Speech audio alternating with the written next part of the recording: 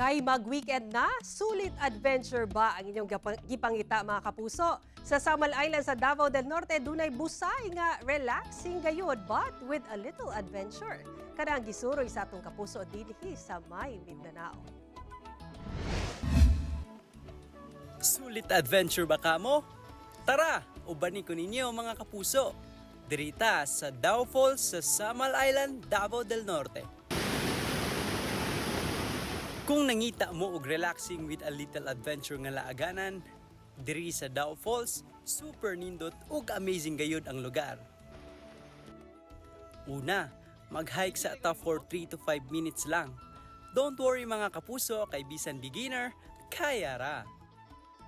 Ug mawala sab ang kakapoy samtang nag-hike kay makita ninyo ang mga tag-as nga punuan, mabati ang kabugnaw sa palibot ug mahingangha sa kanindot sa kinaiyahan. And after that, makita na ninyo ang majestic Davao Falls.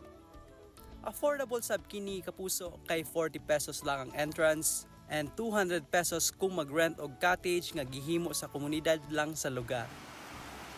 Perfect ni nga laaganan para sa family and friends kay super relaxing gyud and grabe kanindot sa tubig.